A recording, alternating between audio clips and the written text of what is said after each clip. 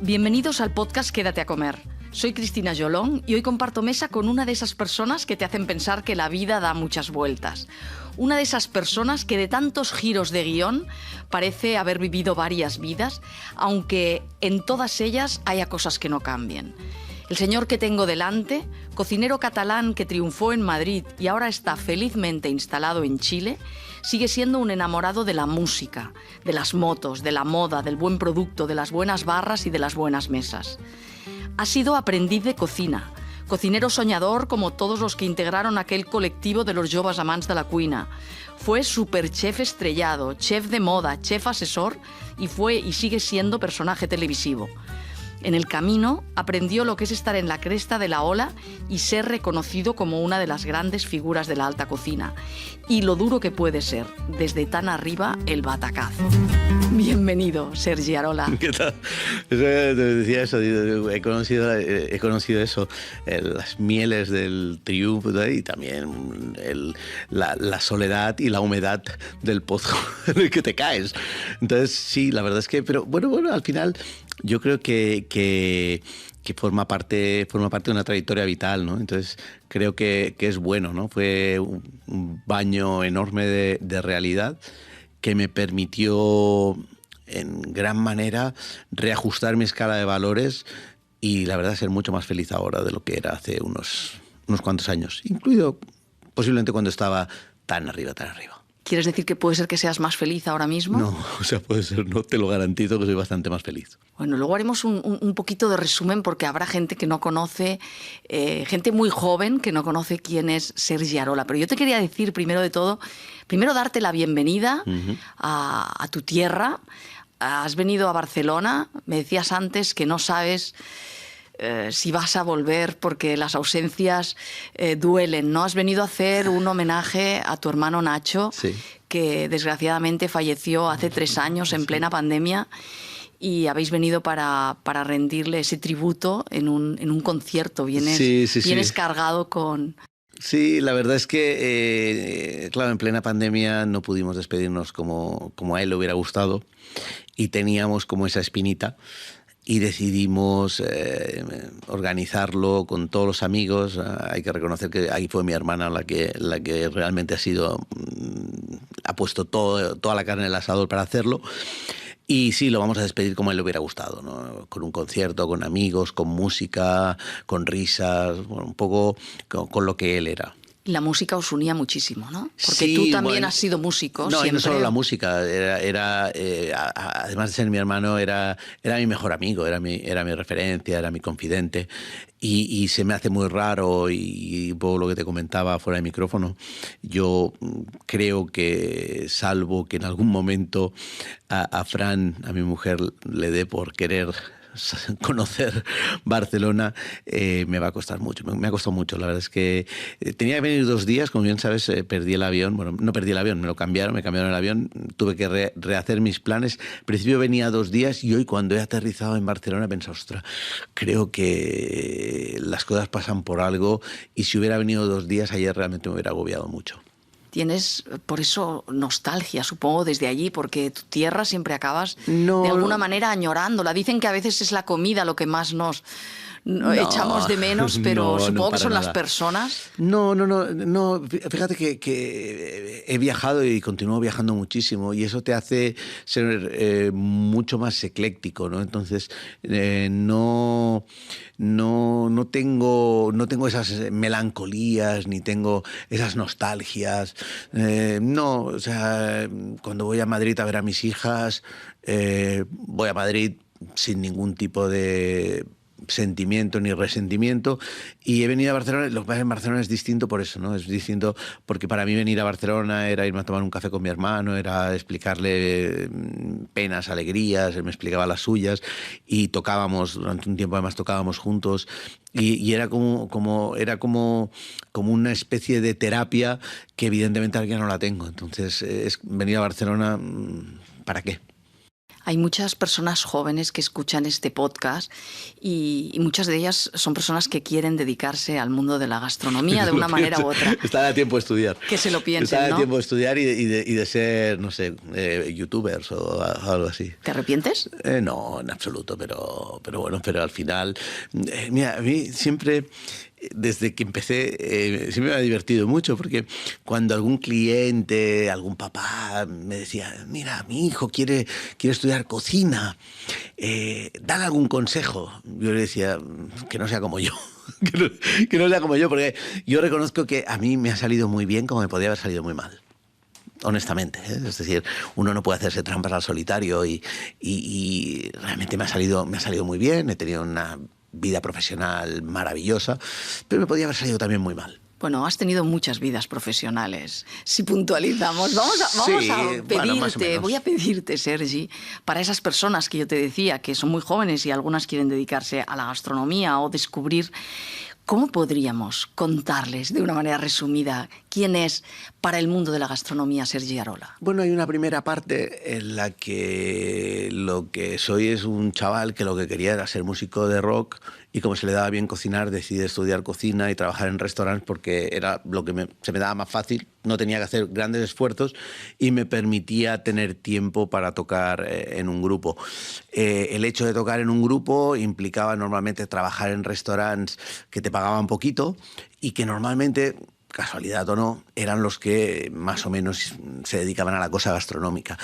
En una de esas acabé en un restaurante que se llama El Aram, junto a Alex Montiel, y ahí tuve la suerte, porque además él tocaba el bajo en un grupo, con lo cual él me entendía perfectísimamente y además pues él despertó en mí la pasión por lo mismo que componía canciones para el grupo, componer platos para el restaurante. Entonces trabajábamos en una dinámica de creatividad prácticamente continua que en cierto modo marcó a fuego lo que ha sido luego mi desempeño profesional. Entre unas cosas y las otras, también buscando tocar más la guitarra y tener más tiempo para tocar la guitarra, un señor que se llama Ferran Adrià me dijo, oye, ¿por qué no te vienes a una cosa que estoy montando ahora, que es un dinsum para la universidad y solo tienes que trabajar por la mañana y tendrás todas las tardes para tocar la guitarra? Bueno, cuento corto, acabé en el Talayamar, del Talayamar acabé en el Bulli y del Bulli acabé en Madrid.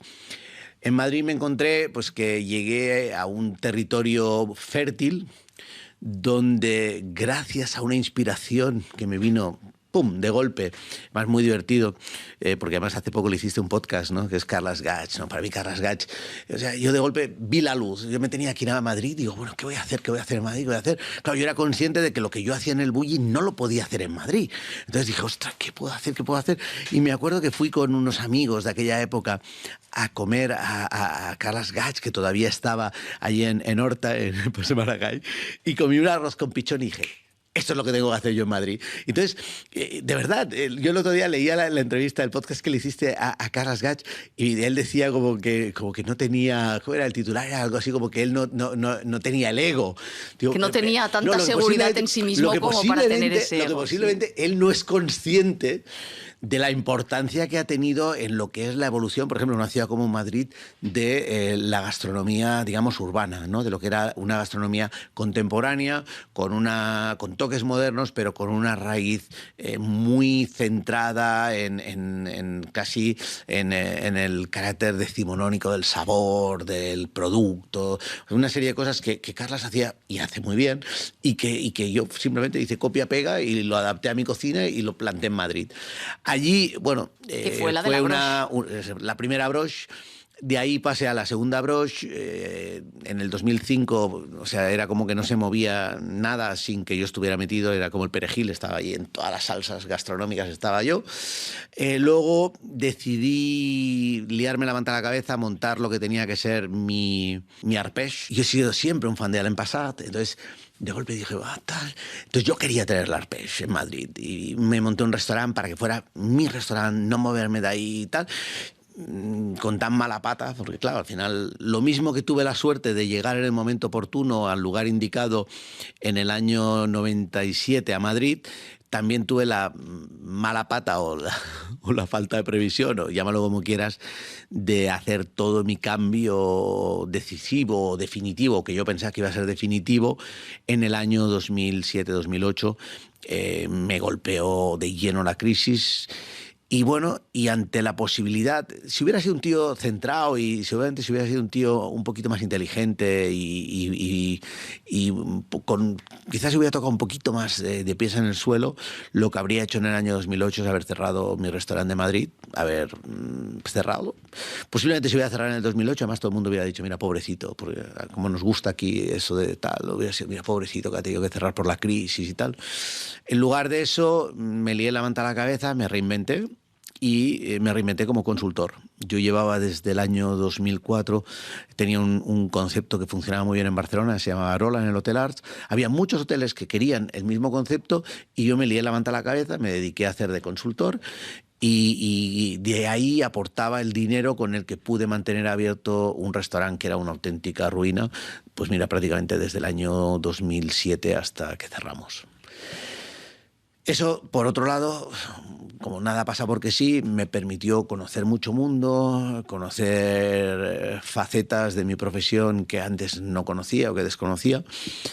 Y eso me llevó a realmente a tener pues, un bagaje importante, a conocer muchos sitios y, bueno, en cierto modo, a perder el miedo a instalarme en otro lado, ¿no? Y, bueno, haciendo el cuento muy corto, a partir del cierre de mi restaurante en Madrid, me refugié en Peñalonga, en el restaurante que continúo teniendo, el Lab, y de allí ya di el salto y me instalé en Chile, donde además llegué por casualidad, bueno, no llegué por casualidad, llegué precisamente en uno de esos restaurantes, de esos hoteles que querían una Arola como el del Hotel Arts, lo querían allí, monté Arola en el Ritz-Carlton de Santiago, eso me permitió conocer Santiago, permitió que un productor de televisión, se llama Sergio Nacasones, muy buen amigo, me conociera, que me invitara más adelante a hacer MasterChef y que me rescatara definitivamente y me invitara a hacer un programa que se llama El Discípulo del Chef, que empezamos en el 2019, hicimos 3 ediciones, de ahí me enganché a otro programa de Chilevisión y entre medias conocí a mi mujer y ya decidí quedarme en Chile. Y ahí estás. Eso sí, es muy abreviado. Muy abreviado, pero... Casi me he quedado sin aliento, pero creo que un poco la trayectoria se ve. Fue muy movido y muy sonado. Tú eras, como decías, estabas en todas las salsas y aquel cierre, primero también un problema con Hacienda, o sea, fue como muy aparatoso, ¿no? Y yo entiendo que tampoco te podías quedar en España aunque hubieras querido. No, ¿sabes qué pasa? Primero, o sea, yo creo que es bueno a veces reinventarte y muchas veces para reinventar, o sea, hay una máxima, una frase de Einstein, que creo que es de Einstein, que dice: para obtener resultados distintos hay que probar cosas distintas. Entonces, o sea, no había opción, o sea, tenía que encontrar otro camino, había que encontrar un camino que me permitiera, sobre todo que me permitiera no sé, desarrollarme y poder desarrollarme y poder vivir, ¿no? Entonces me salió la posibilidad de irme a Chile. Tampoco te digo una cosa, es decir, no hay un aspecto material en esto, ¿eh? Pero fíjate, muchas veces realmente me fui a Chile porque amo Chile, porque es un país que me ha acogido y donde me siento muy a gusto y me siento chileno. Si yo hubiera querido, simplemente me hubiera movido por un tema económico o por un tema, pues posiblemente a mí me habían hecho un montón de ofertas para irme a Hong Kong, para irme a Singapur, para irme a Emiratos. O sea, pero en España no te podías quedar, ¿no? Con es las que no deudas me ofrecieron que había. Nada. No, pero Cristina, que no me ofrecieron nada. No, pero, te Cristina, ofrecieron, pero... No, me ofrecieron nada. No. Ya. O sea, olvídate, no me ofrecieron nada. O sea, yo cierro en Madrid y no me ofrecen nada. O sea, nada significa nada, Cristina. Ya. No me ofrecieron nada. Pasaban los días, pasaban las semanas, pasaban los meses. Esperabas una llamada de un hotel nuevo. No, o sea, abrían el tercer restaurante de no sé qué cocinero, el cuarto restaurante de no sé qué cocinero, y sin embargo, eso es una lección de vida, ¿no? Ahí aprendes que da igual lo que hayas sido. en un momento determinado se corta, se acaba y chao. Pero supongo que debe ser por las deudas, ¿no? No, te Cristina, ven como alguien que tiene, bueno, deudas, ¿no? Pero no, y el Barça también tiene deuda, no te jodes. O sea, no era eso. Es decir, de golpe la gente piensa que, aparte, incluso dentro de la propia profesión, hay un puntito como de que, como si fueras un personaje contaminado, ¿no? Es como, ¿Sí? ostras, ¿Entre tus colegas? Sí, bueno, creo, o sea, puedo contar, mira, los que me llamaron cuando tuve que cerrar el restaurante, te los puedo contar con los dedos de una mano y me sobran 2 dedos.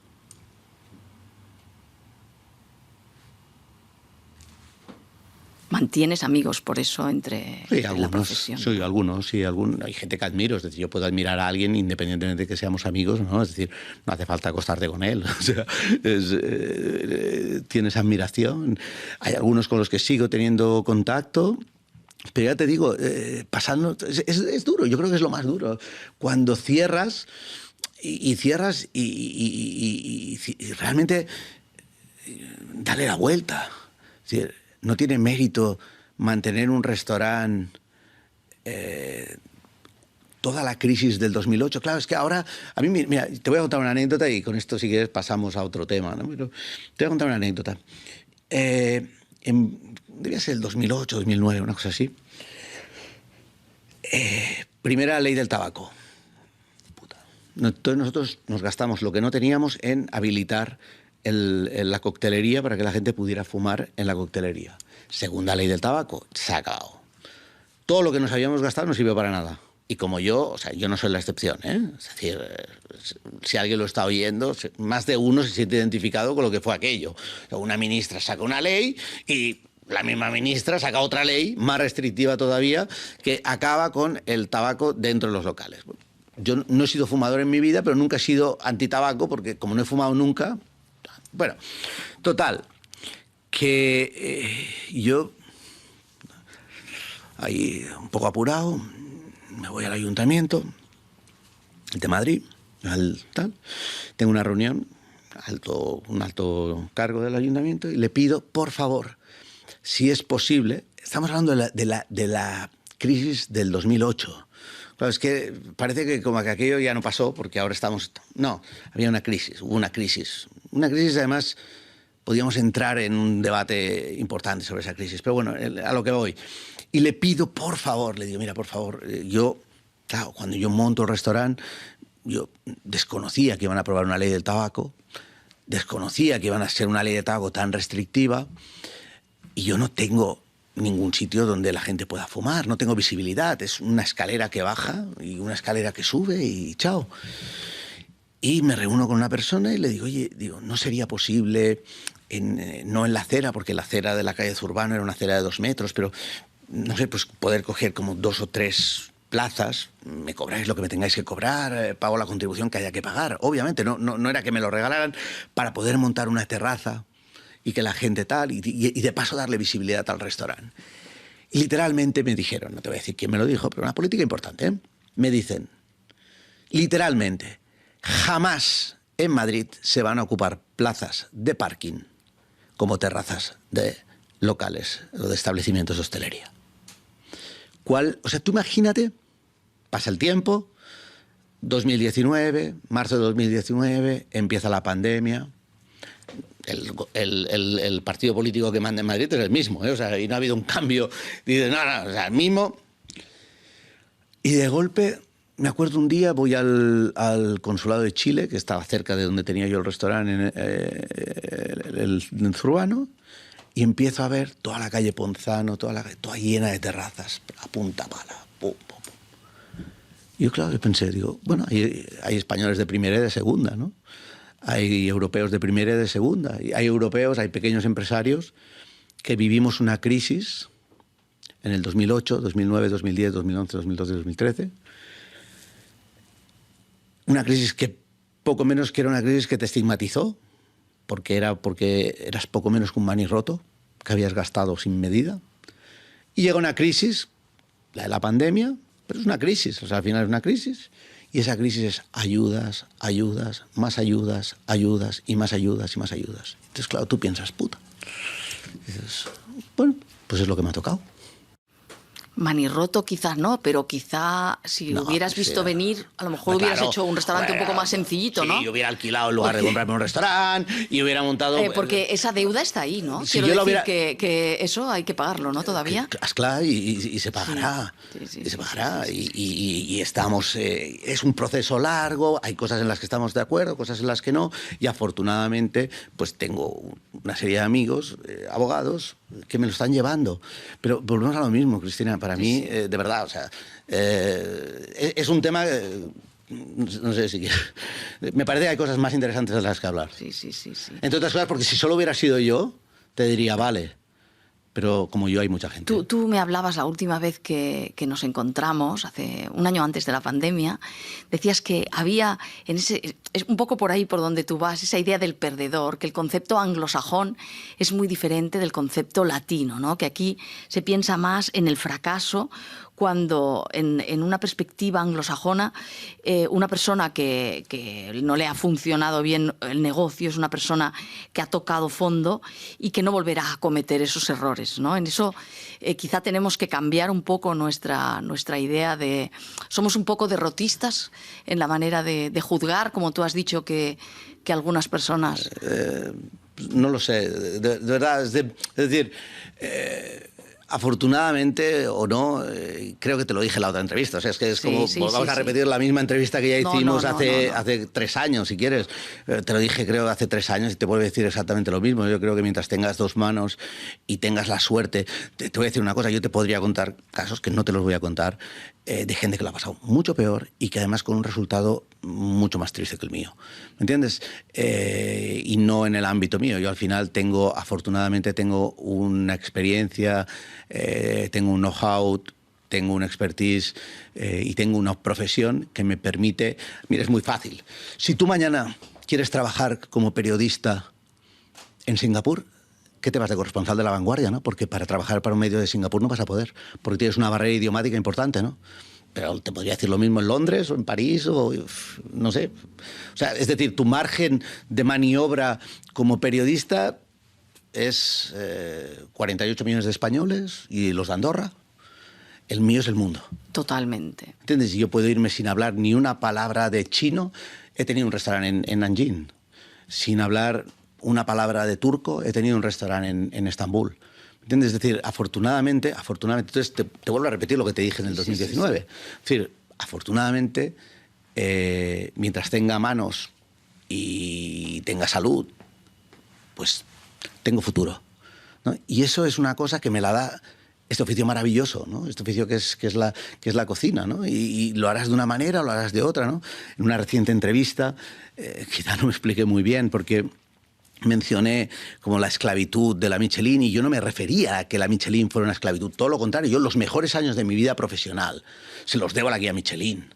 Entonces, yo a lo que me quería referir, igual no me expliqué bien, ¿no? Y aprovecho para explicarme, es que en un momento determinado mi cuerpo, mi presente, me pedía pelear por la tercera estrella, por una serie de metas que hoy en día no me las puedo permitir y además en algunos casos me he dado cuenta que no tengo el talento para hacerlo. Entonces, como no tengo el talento, no lo voy a estar dando de bruces contra una pared, ¿no? Entonces, quizá ya te digo, me expliqué mal y se mencionó como si fuera una esclavitud. Y yo, de verdad, quiero aprovechar para pedirle primero disculpas a los amigos de la guía Michelin, que siempre se han portado súper bien conmigo. Y además tú eres un cocinero estrellado todavía sí, hoy. No, pero eso te digo, primero, pero además pedirles disculpas, porque si alguien se ha sentido molesto por ese comentario, de verdad le quiero pedir disculpas, porque yo le debo los mejores años de mi carrera profesional, se los debo a la guía Michelin. Me lo he pasado muy, muy bien. De verdad, para mí, todavía me acuerdo lo que significó para mí cuando me dieron la segunda estrella y de golpe me di cuenta, me acuerdo, me llamó Pedro Subijana y Martín Berasategui. Y claro, en aquella época Martín tenía 2 estrellas cuando me dieron a mí la segunda estrella en La Broche. Y claro, a mí que de golpe me llamara Pedro Subijana y Martín a felicitarme era como decir, espérate, o sea, ¿dónde me estás? Entonces, me expliqué mal al mencionar el tema de la esclavitud. Simplemente es el compromiso. En lugar de donde dije esclavitud es compromiso. Hoy en día, por una serie de motivos, no puedo permitirme ese compromiso y soy consciente de ello, ¿me entiendes? Soy plenamente consciente de ello. Creo que hacemos un muy buen trabajo en Peñalonga. De verdad, creo que es un restaurante que se merece las 2 estrellas, lo mismo que lo teníamos en su momento en Madrid, en Zurbano, nos la merecemos en Peñalonga porque es la misma, es un poco la herencia de lo que hacíamos en Zurbano, mejorada.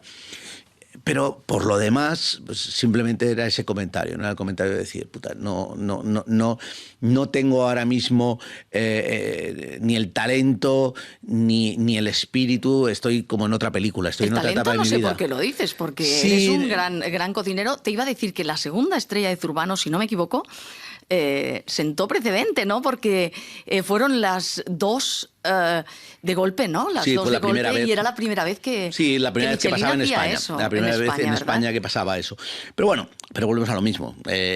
Mira, hay un tema que es divertido, ¿no? Y hace unos años, me acuerdo de Madrid Fusión, yo estaba como loco para hacer unas fotos con, me parece que era... Creo que era Troagro y Maximén, o Troagro, y eran 2 de los grandes chefs Troagro y ¿cómo se llama el del sudeste? Estoy fatal para los nombres. Y yo iba como loco para hacerme fotos con ellos. Tal. Y me acuerdo que habían chavales que querían hacerse fotos conmigo. Yo les decía, pero ¿para qué te quieres hacer una foto conmigo? No, porque sales en el programa no sé qué, tal. Y yo decía, pero ¿ves a quién tienes ahí? Pues es Troagro. Hazte una foto con Troagro. Y me decía, ¿y quién es Troagro? ¿Me entiendes? Entonces, yo creo que afortunadamente, todo, y hoy más que nunca, todos son modas, ¿no? Y la gente, o sea, hay una serie de gente que nos acordamos pues de Santi, ¿no? Nos acordamos de todo lo que aportó Santi Santamaría y tal. Y seguro que si le preguntas a un montón de cocineros jóvenes, no saben quién es.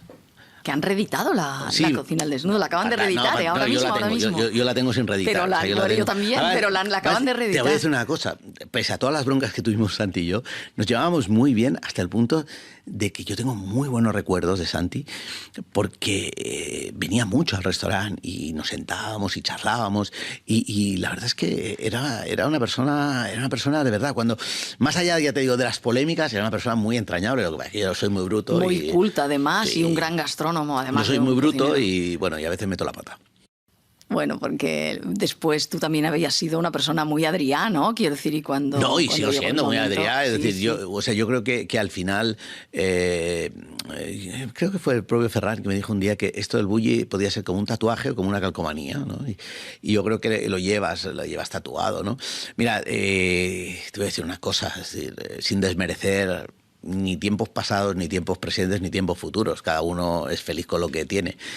Pero yo creo que me ha tocado vivir la mejor época de mi vida. O sea, me ha tocado vivir los años gloriosos de la cocina en general, ¿no? O sea, del tipo de cocina que a mí me gusta. Hemos vivido los mejores años. Haciendo un paralelismo musical, a mí me ha tocado vivir el Swimming London de los 60, ¿no? Con los Beatles, los Rollings, y luego entre medias estaban los Kings, los Yardbirds. Pues bueno, pues igual yo era los Kings o los Yardbirds o no sé, o el que fuera, ¿no? Y estaban los Rollings y los Beatles, que sería Adrià y Santi, ¿no? Entonces dentro de eso, pues bueno, hoy en día, pues seguramente hay cocineros maravillosos, pero ya es otra cosa. Ahora ya están en el punk o en la New Wave, pero ya no es el Swimming London, ya es otra historia completamente distinta, ¿no? Y la verdad es que soy muy feliz de esa época que me tocó vivir y creo, sin nostalgia, que cuando has vivido esa época tan maravillosa, has vivido... Porque además era una ingenuidad... Fíjate que desde la ingenuidad del Aram hasta la creatividad. O sea, a ver, si yo tuviera que definir al Aram, lo definiría como una época ingenua de la creatividad. Si tuviera que definir, cuando estuve con Pierre Gagnaire, era una creatividad artística, era una creatividad loca y reflexiva. Y cuando tuve la suerte de trabajar con Ferran, Ferran me enseñó una cosa muy importante, que es que la creatividad sin una lógica científica no sirve para nada. No sirve para nada. Entonces, me ha tocado vivir eso, ¿no? Y desarrollarlo y, bueno, y pues eso, una época mejor, otra época peor y luego se acabó. Y de verdad, y creo que si piensas cuánta gente se dedica a este oficio, cuánta gente es cocinera en un pequeño bar, en un pequeño restaurante, en un parador, donde sea... O sea, soy tan afortunado, tan absolutamente, tan abrumadoramente afortunado que no tengo derecho a quejarme, no tengo derecho a decir nada. Tú dices que no eres nostálgico, pero alguna vez te he notado, si en una de estas etapas te he notado cierta nostalgia, quizá porque es de las más antiguas, es en aquellos tiempos dels joves amants de la cuina y del aram. Te lo digo porque... Yo te decía hace un momento que se ha reeditado sí.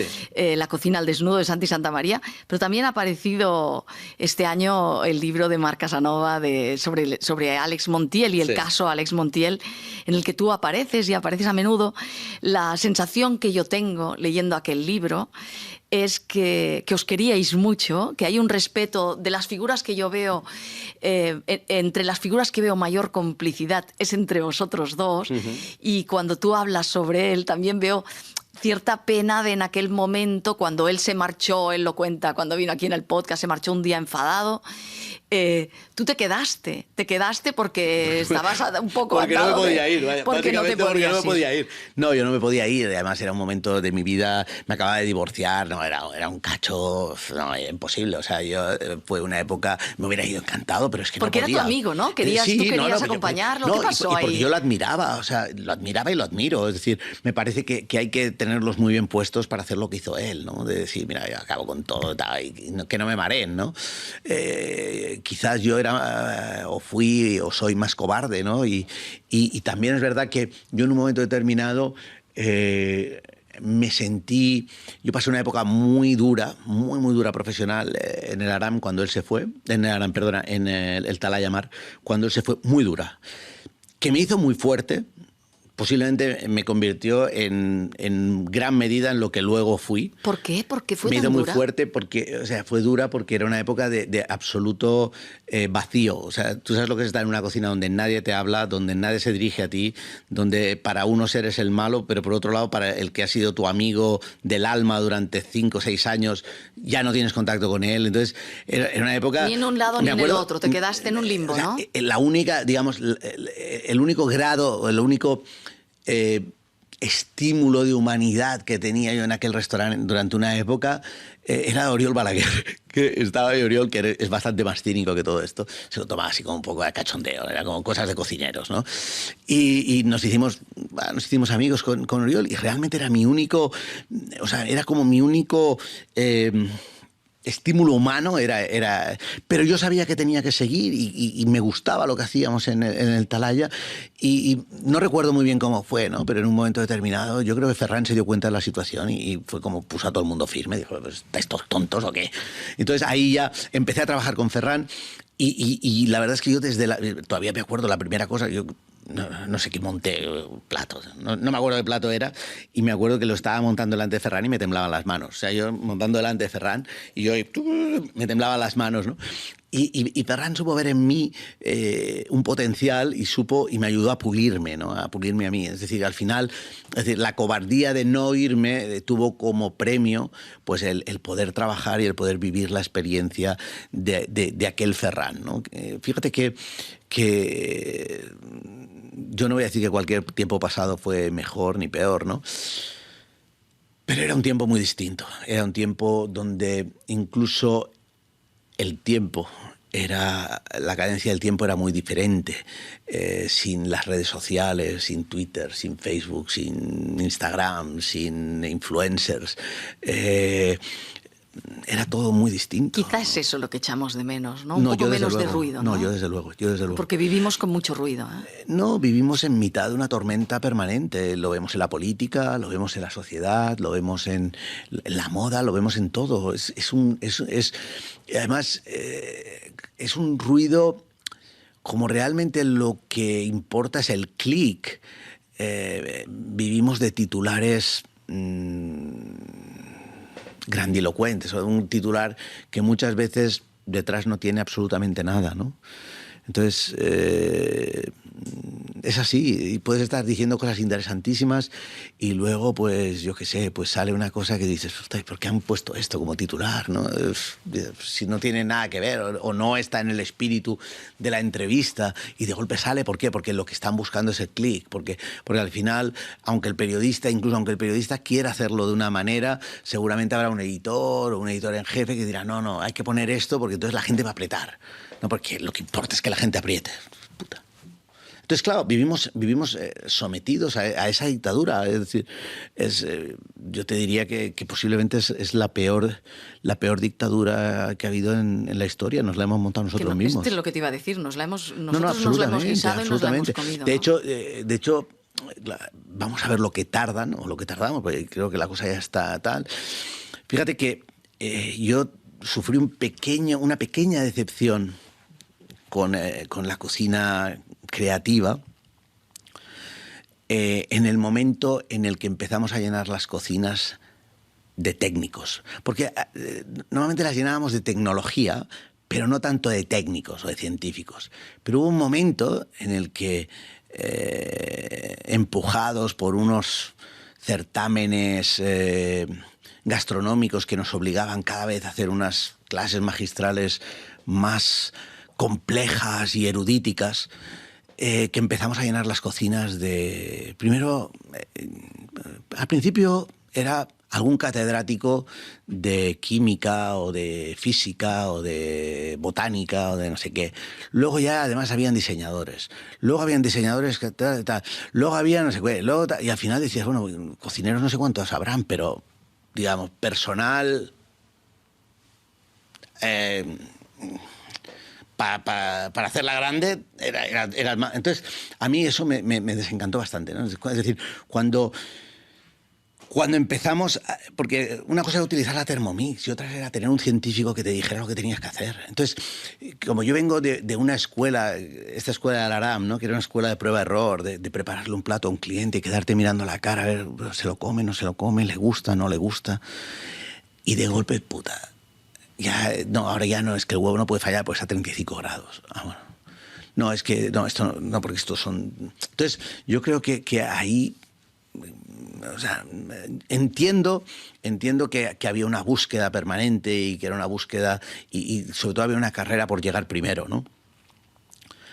Y de hecho creo que además hace poco, no sé si fue en tu podcast o así, o en una entrevista que leí de Ferran decía eso, decía que en cierto modo se arrepentía de la velocidad a la que había llevado la creatividad del Bulli. Él decía que si lo hubiera pensado mejor, hubiera ido un poquito más despacio y la hubiera dosificado. Es que si lo hubiera dosificado hubiera podido trabajar hasta los 200 años y hubiera sido igual de creativo. Le das la razón absolutamente. Absolutamente. Entonces yo creo que hubo un momento, pero tampoco es culpa suya, porque en realidad llega un momento en el que cada nuevo menú necesitaba tener 7 platos mágicos y 8 platos de antología, y el resto tenían que ser platos magistrales. Entonces decías, a ver, era magistral, el menú eran magistrales, mágicos y de antología. Entonces, claro, hay un momento en el que dices, bueno, ¿qué necesito para mantener ese ritmo, ¿no?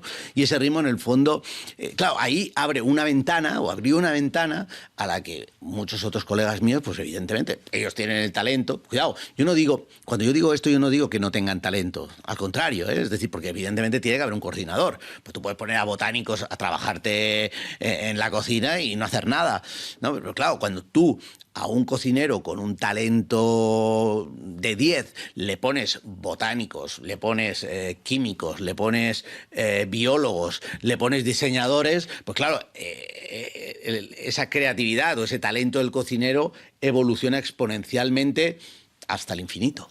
Pero de la misma manera que decías que con las redes nosotros mismos la hemos liado y nosotros nos lo hemos hecho, también en la cocina ha ocurrido así. No sé si es por pura competencia con el resto para tener que hacer siempre algo un poco más sorprendente. No, mira, de hecho yo me imagino que ya la siguiente, y creo que ahí puede haber como la siguiente revolución, que yo creo que va a ser como una especie de involución, será en el momento en el que todo este rollo, que yo lo veo desde lejos y me da pánico. O sea, reconozco que es de las cosas, o sea, que dices, puta, nos hemos pasado de frenada, es con la inteligencia artificial.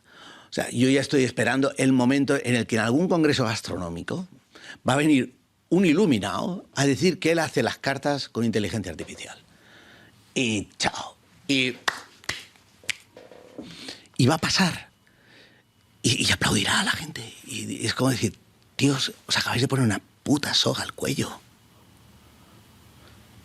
Bueno, porque al final la gastronomía tiene que tener alma, ¿no? Igual que... Bueno, sí, pero por que eso, tantos otros... Sí, pero puede tener alma. Disciplinas, ¿no? Pero Porque si no... Puede tener alma, evidentemente tiene que tener alma. Quiero como decir que el cualquier alma otra. es lo único que no podrá aportar la inteligencia artificial. Sí, pero ahora ya te puedes hacer, no sé, puedes escribir un artículo a base de inteligencia artificial. Si quieres, o sea, Cristina Yolón, hoy entras y con el chat EPT, no sé cómo se llama, un chat no sé cuánto, entras y dices, necesito 50 líneas de física cuántica, y firmado Cristina Yolón, y te haces un artículo de física cuántica. Eso sí, pero no puedo intentar escarbar en tu alma para que tú te expliques hoy, y para que tú... Hoy, pero no sabemos cómo va a ser el chat TPT este, es que no me acuerdo cómo se llama, algo así, ¿no? Es como chat TPT o CPT. No sabemos cómo va a ser la quinta generación. Claro, tú me estás hablando de la generación de ahora.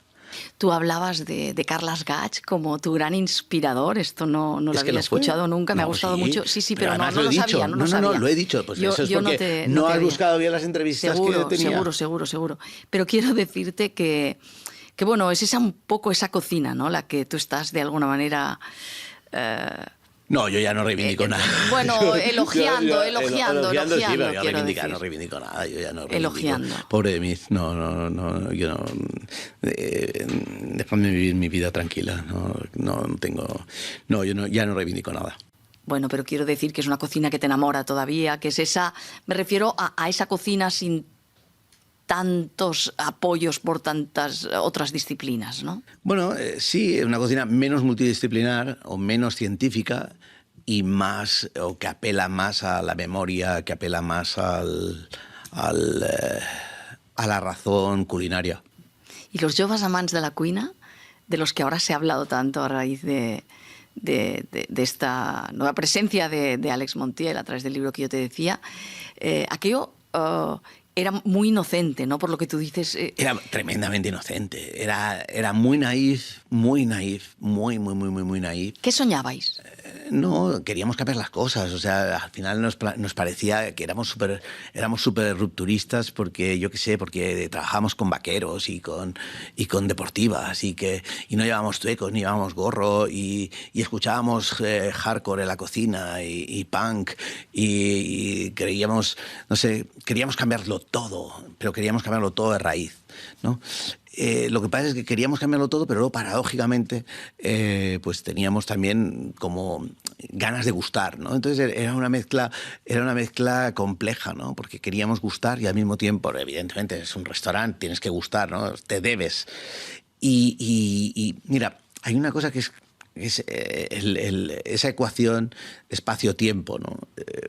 Entonces, el bulli, es más, Adrià, si en lugar de haber arrancado esta aventura cuando lo hizo, donde lo hizo, lo hubiera arrancado, por ejemplo, en los años 50, porque imagínate que Ferran hubiera nacido 20 años antes, el mismo talento, la misma magia, el mismo genio, pues posiblemente no habría tenido la repercusión que ha tenido. ¿Por qué? Primero de todo porque España estaba en otra, había otras prioridades, la democracia, había otras prioridades. No había posiblemente la necesidad de buscar referencias que le dieran valor añadido a la oferta turística española, porque hay que tener en cuenta que una parte importante del desarrollo de la gastronomía española, o en paralelo con el desarrollo de la gastronomía española, está la necesidad que hubo en un momento determinado por parte del mercado turístico en España de dar un paso más allá para diferenciarse de otros mercados que eran muy competitivos y que sobre todo trabajaban con otros costes salariales completamente distintos, ¿no? Es decir, la oferta de sol y playa envejeció muy rápido en los años 80, envejeció todavía más rápido con la entrada en la Comunidad Económica Europea, en lo que entonces era Comunidad Económica Europea, es la Unión Europea, y hacía falta reinventarlo. Y había que reinventarlo. Y yo recuerdo una reunión en el Instituto Elcano, Y en esta reunión en el Instituto Elcano se habló del potencial que tenía la gastronomía como motor de cambio, como tarjeta de presentación de una nueva oferta turística de calidad. Y es lo que ha acabado pasando. Y fíjate que yo he vivido esa evolución, o sea, yo he vivido el llegar a Madrid, y en Madrid había pues Arce, Viridiana y la Gastroteca, y luego en el otro bando estaban, en el otro segmento tenías a Zalacaín, a Club 31, Horcher, Jockey, y eso era, y casas de comida, ¿no? Y hoy en día pues bueno, tienes la oferta que hay, pero ya no es que la tengas ahí, es que en un pueblito de 1000 habitantes en la provincia de Huesca, pues tienes a un chaval que está haciendo una cocina. Es decir, ha habido una evolución, un desarrollo importante, y es un desarrollo que responde a una ecuación de espacio-tiempo, es decir, de estar ahí y de... Chuta, mira, ahora... Entonces, nosotros con los Joves Amants no estábamos ni estábamos en el sitio ni estábamos en el momento. Pero fue bonito. Pero fue muy bonito. No, fue súper bonito. Fue súper bonito. O sea, no es que fuera bonito, es que fue muy bonito. Fue una cosa realmente espectacular, ¿no? Lo que pasa es que, bueno, con los medios de la época, con la repercusión que tenían los medios de la época, no sé, igual hoy en día pues habrían empezado a venir tuiteros de Islandia y hubieran empezado a hablar del Aram y de Alex como no sé qué, y se hubiera convertido en un sitio de culto. Estoy convencido de que con lo que hacíamos en el Aram en aquella época, hoy en día, pues eso, sería uno de los sitios, estaría en el 50 Best, ¿no? Igual la Michelin le habría dado una estrella, pero el 50 Best, ¿entiendes? Es decir, hoy en día... El ejemplo más claro es el de Andoni, ¿no? 2 estrellas por los siglos de los siglos, y sin embargo uno de los locales de referencia a nivel mundial, porque hay otros... Entonces, por eso te digo que muchas veces es complejo. Muchas veces esto es un mundo muy yonki, es decir, estás enganchado, estás muy enganchado, estás muy metido. Cuando realmente lo estás viviendo, no tienes, o sea, es que solo vives para eso, ¿no? Es una cosa muy, si el vaso no sé qué, ostras, pero es que este vaso, es que ahora necesito unas copas, no sé qué, he visto unas copas, que no sé qué, no, los cubiertos, no, es que tal, no, la vajilla, es que, o sea, nosotros, por ejemplo, en el Bulli, en la época, me acuerdo que nos íbamos a Suministres Girona, y cogíamos ceniceros y reinventábamos ceniceros en objetos para los petit fours, o objetos para los aperitivos, ¿no? Es decir, ¿por qué? Porque se trataba porque no había nada. Hoy en día hay todo, ¿no? ¿Qué te parece que el Bulli se haya convertido en un museo? No, me parece bien, de verdad. O sea, me parece muy bien por una razón muy sencilla, porque el Bulli era Ferran y Juli. Y no sé, a mí me costaría mucho ir a comer al Bulli sin Juli. Entonces prefiero que sea un museo. Y los bullinianos, como os llama Ferran, todos los que contribuisteis. No, por eso te digo, pero es súper bonito. O sea, yo creo que porque al final creo que lo lindo y lo que tiene que pasar, y lo que estoy convencido que va a acabar pasando, es que tiene que ser algo... O sea, yo creo que Ferran con el museo, con la Bullipedia, el museo, lo que ha hecho ha sido hacer algo que va a ser, que se va a perpetuar, es decir, algo que le va a trascender, de hecho ya le ha trascendido, pero que va a seguir, ¿no? Y a mí me parece que es bueno, porque demuestra un poco la generosidad de esa creatividad abrumadora con la que estuvo regalándonos a todos inspiración durante... Sobre todo hubo 10 años que no pasaba nada en el mundo sin que hubiera pasado por Montjuïc. Sé que estás muy feliz en Chile. Sí. Te ha cambiado la vida, tú me decías, te ha cambiado para bien. Sí. Estás viviendo un momento fantástico de tu trayectoria. Estás a nivel profesional llevando un espacio de tapas con tapas clásicas. Sí. Y haciendo mucha tele, pero además con la oportunidad de recorrer el país y conocer... Más que mucha tele, hago un programa. Sí, hago un programa que me permite descubrir un país fascinante. Explícanos un poquito ¿qué te estás encontrando? Porque me decías que había algún paralelismo con con unos paisajes que habías visto aquí hace muchos años, ¿no? No, lo que pasa es que evidentemente Chile es un país que yo creo que si hace las cosas bien, y yo espero ser parte de ese hacer las cosas bien, es un país que se tendría que enfocar, se tendría que concentrar mucho en lo que podríamos llamar una agricultura de alto valor añadido. Yo creo que Chile es un país que puede ser un foco de agricultura de altísimo valor añadido. Tiene una gastronomía desconocida, pero que tiene muchísimo potencial. Y te voy a poner un ejemplo. Cuando nosotros hablamos de la gastronomía española anterior a todo el fenómeno del bulli, a todo el fenómeno de Ferran Adrià, a todo el fenómeno de Santa María, incluso si me apuras y tal, estamos hablando de una cocina que era prácticamente de cordero, sacas a butifarra y mucho guiso y sopa de ajo, tal. Claro, de golpe llega un señor que se llama Manuel de la Osa y ¡pa! Y hace de la sopa de ajo la famosa sopa de ajo de las Pedroñeras. Chuta. Pero es que llega otro tío, que es Toño y José, y empieza a hacer cocina extremeña reinventada. Y Quique da Costa empieza a reinventar los arroces, que era una cosa que era como el caballo de batalla del turismo en España. O sea, el turismo en España, ¿qué era? Era tortilla de patata y paella. Pues no, llega Quique, y con Quique un montón de cocineros que dicen, no, puta, pero con el arroz también se puede hacer esto. Entonces, ese sabor existe en Chile.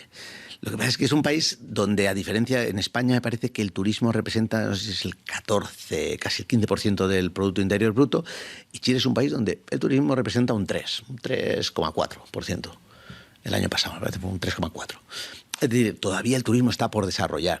Tiene muy buenos parajes, muy buenos paisajes, de verdad es un país con una naturaleza alucinante, ¿no? Porque yo te decía fuera de micrófono que la mayoría de países grandes, países largos, siempre son largos en horizontal, es decir, ocupan un espacio en un paralelo. Pero es que Chile ocupa un espacio en un meridiano. ¿Entiendes? Entonces, del norte, o sea, tú coges el mapa de Chile y lo pones sobre Europa, y el sur de Chile estaría en Andalucía y el norte estaría en Noruega. Entonces, claro, si nos centramos en Europa, ¿es lo mismo Noruega que Andalucía? No. Pues en Chile pasa exactamente lo mismo. No tiene nada que ver el norte árido, el desierto de Atacama, todo lo que son la cocina del altiplano, todo lo que es la cocina de los pueblos originarios, ¿no? Sobre todo la cocina aymara, la cocina quechua, las influencias de la cocina quechua, los pueblos costeros, el pueblo chango, por ejemplo, y lo que es la cocina del sur. Una cocina que evidentemente tiene pueblo originario, el gran conocido de los pueblos originarios chilenos, el pueblo mapuche en el sur, pero tiene también muchísima influencia de multitud de poblaciones, sobre todo de centro y norte de Europa, que se instalaron en el sur. Con lo cual tú en el sur de Chile puedes comer embutidos que aquí podrías comer en Baviera. ¿Entiendes? Entonces, claro, ese contraste, cuando tú lo empiezas a poner en valor y le empiezas a dar forma, te permite realmente desarrollar una cocina muy rica, con una raíz de sabor, por otra parte, muy parecida, por ejemplo, a la cocina española. Es decir, todo lo que es buena parte de la cocina central, de la región central de Chile, es una cocina en base sofrito, ¿no? Y la base sofrito al final es pura genética. Es decir, el ADN de un plato que empieza con un sofrito de cebolla, ajo, zanahoria y pimiento morrón y tomate, o sea, es pura genética. O sea, tú ya sabes a qué vas a ver ese guiso, a qué vas a ver ese plato, ¿no? Entonces, yo creo que hasta ahora no ha habido la necesidad de desarrollar esa cocina, como en España en los años 40 o en los años 50 no había necesidad de desarrollar la cocina española. Nadie va a decir ahora que la cocina española de los años 50 era la gran cocina, al contrario. De hecho, con excepción un poco del País Vasco y el norte de Cataluña, por herencia francesa, el resto era más bien sota, caballo, rey, ¿no? Entonces, bueno, yo creo que hay un potencial de crecimiento para un país muy singular, que además es un país grande, que además es un país con una poca población, somos 19 millones, y donde además creo que es importante un poco lo mismo que pasa, y yo lo he dicho muchas veces a mí cuando me hablaban del desarrollo de la gastronomía en España, de la agricultura. O sea, somos países, ¿no? España, Chile, Portugal, este tipo de países que tienen ese potencial y tienen esa riqueza, tienen que ser países que apuesten por la calidad, por la calidad, por la calidad, por la calidad, por la calidad, calidad, calidad. Estás feliz, además felizmente casado en Sí, Chile y, además tengo la sensación de que te sientes ya bastante chileno también, Sí, de alguna ¿sabes qué manera, pasa? ¿no? O sea, la integración, imagino que también estás en contacto con muchos pequeños productores, Sí. no sé si también con Bueno, colegas de profesión allí. es otra de las cosas que he descubierto, ¿no? Y otra de las cosas que realmente estoy disfrutando. Estoy disfrutando de ir a lecherías a ordeñar vacas, que es una cosa que aquí ya no puede pasar, de irme con pescadores artesanos a buscar pescado o a buscar, yo qué sé, piure, ostiones, picorocos y comérmelos en la caleta, ¿no? Que son cosas que hoy en día, por desgracia o por suerte, no lo sé, ahí cada uno que saque la conclusión que quiera, aquí ya no puedes hacerlo. Es decir, aquí es imposible, es impensable que tú te vayas a no sé, a una persona que esté recogiendo percebes y le compres los percebes y te los prepares ahí y te los comas, ¿no? Y sin embargo, en Chile todavía estas cosas pasan. Supongo que al mismo tiempo eres una celebrity allí, ¿no? Porque la tele tiene esas cosas. Sí, pero el Porque chileno... lo fuiste aquí y no sé si lo eres allí, si es Pero algo el chileno que... es muy respetuoso. Fíjate ¿Sí? que una cosa que tiene el chileno, de verdad, el chileno es muy cariñoso, es muy respetuoso, es muy orgulloso de ser chileno y a mí me encanta, me fascina ese orgullo que tienen de ser chilenos, ¿no? Ese orgullo de ser un país relativamente joven, con una tradición de los pueblos ancestrales milenaria, y sobre todo con una naturaleza de verdad que es un auténtico espectáculo. ¿Y es más fácil ser reconocido allí que ser reconocido aquí de alguna manera? Porque, ¿no? primero de todo porque, de hecho ayer hablaba con un amigo, me tuve que quedar en Madrid y hablaba con un amigo que es organizador de eventos y tal, y le decía, yo no voy a eventos en Chile, yo hago una vida muy tranquila, me gusta estar en casa con Fran, estar con mis gatos, y de verdad cocino en casa, de vez en cuando viene algún amigo, todas las semanas voy a Lola, eso sí, porque me gusta, porque me divierte estar con la gente. El espacio de tapas, donde sí. son además clásicas y clásicas españolas, ¿eh? Sí. A mí me hace gracia porque he leído en algún sitio que sirves bravas, por ejemplo, y tus bravas, que son de las más copiadas, no están ahí, ¿no? Precisamente. No, porque no. Es decir, primero de todo porque... cuando yo llegué a Chile ya a instalarme definitivamente, me salió un poquito la duda, ¿no? ¿Qué hago? ¿Me lío a hacer algo gastronómico? Y de nuevo me acordé de la frase que te decía, que no sé si es de Einstein, luego igual sale alguien por ahí, porque ahora cualquier cosa que digas es susceptible de que salgan 17 hooligans a decirte, ¡animal! Eso no lo dijo Einstein, lo dijo Voltaire. Digo, bueno, pues mira, lo siento si lo dijo Voltaire, ¿no? Pero bueno, a mí me parece que lo dijo Einstein. Eso de que para obtener resultados distintos hay que probar cosas distintas, ¿no? Y decidí, y sobre todo decidí que ya que en Chile me conocía la gente por la tele y tal, y la gente que ve la tele es gente normalmente de un segmento social más popular, pues yo quería mimetizarme con la gente que me veía en la tele, ¿no? Y quería cocinar para ellos, ¿sabes? Y poder ir a un pueblo en el sur de Chile y hablar con una señora y decirle, usted cuando venga a Santiago tiene que venirme a ver al restaurante, ¿no? Y yo le prepararé ahí una sangría y le haré unas bravas. Y la gente viene y los ves. Y es un restaurante de 15 euros, 14 euros. ¿Me entiendes? 14 euros tomas unas bravas, tomas una sangría y tomas un salpicón de marisco. ¿Me entiendes? Y no te supone un sacrificio. O sea, siempre supone un sacrificio, pero a la gente no le da miedo. Yo te decía al principio esto de diferentes vidas, ¿no? Bromeábamos al principio de esta conversación, pero es enriquecedor, ¿no? De repente empezar de nuevo en otro lugar, conocer otra tierra, enamorarte de otra tierra. Sí, descubrir otras gentes, quiero decir... Sí, pero de nuevo... Enriquece tu vida de alguna manera. Sí, pero de nuevo, como te decía antes, con lo que les decía a los padres que venían con la historia de que sus hijos querían ser cocineros y si tenía algún consejo, puede salirte muy bien o puede salirte muy mal. Yo he tenido la suerte de que me ha salido bien y de que estoy feliz y soy muy feliz allí. Y evidentemente hay problemas como en todas partes y intentamos en la medida de lo posible ser parte de las soluciones a los problemas. Hablabas tú de Carles Gage, decías que te había gustado aquel comentario suyo de que no tenía la seguridad suficiente en sí mismo como para tener el ego. Literalmente dijo sí, el ego. Sí, la seguridad suficiente como para tener el ego que tenían algunos cocineros. Ya, pero fíjate que te voy a decir una cosa. A mí de la entrevista me parece que si tú escuchas la entrevista entera, es un poco lo que hablábamos de los titulares. O sea, yo creo que el titular no responde, porque el ego, ¿sabes qué pasa? Vivimos en un mundo en el que hablar de ego suena peyorativo. Y yo creo que Carles no lo dijo en un sentido peyorativo. Tú lees el titular y es como que está criticando el ego de algunos cocineros. Y a mí por la entrevista no me pareció que criticara. el creerse lo que está haciendo. Yo te quería preguntar tú cómo estás en este sentido. Pero él ahora está en la Torre del Remei, ¿no? Sí. No está en la Torre del Remei. Ostras. No. Ostras. Él explica un poco que aquello no salió bien, la tienes que escuchar, que aquello no salió bien. Lo siento, Carles. Y que bueno, que hay que vigilar las compañías a veces. Yo le decía, ¿qué consejo darías a alguien que quiere montar un negocio? Y él decía que según cómo mejor solo que mal acompañado, ¿no? Porque, yo le diría que no monte ningún negocio.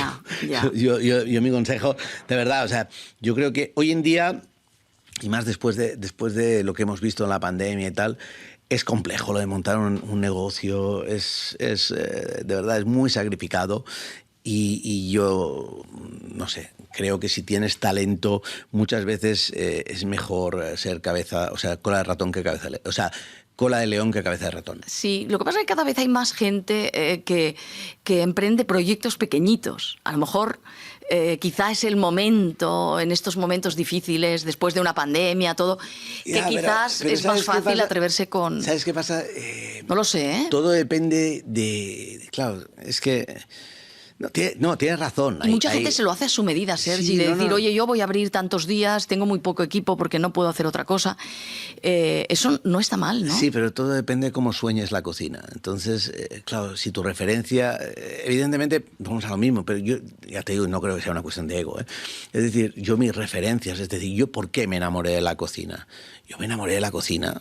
Cuando yo llego al Aram, nuestras referencias, los libros que cogíamos ahí de la librería francesa, y que nos íbamos ahí a ver libros a la librería francesa, eran, no sé, eran Taillevent, era, yo qué sé, Roger Berger, era Ducasse, era, qué sé yo, eran los grandes. Entonces, yo, o sea, no es que yo sea ambicioso, es que yo mis referencias, de verdad, hay cosas, y sé que lo que te voy a decir me puedes criticar y bueno, lo acepto, oye, hay que aceptar la crítica, ¿no?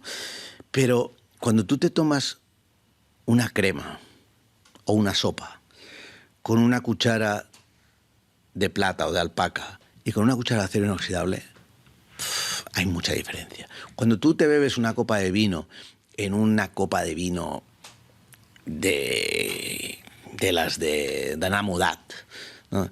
Y te la tomas en un vaso, hay mucha diferencia. Entonces, cuando tú has crecido, como crecí yo, en una visión de la cocina, de verdad a mí me hubiera encantado tener el talento, tú lo decías hace un momento, y en el año 97 haber tenido una bola de cristal y haber dicho, ostras, tú, espérate, que se viene una tal, o haber tenido alguien en mi entorno que me dijera, oye, no te vuelvas loco porque esto se va a poner muy feo.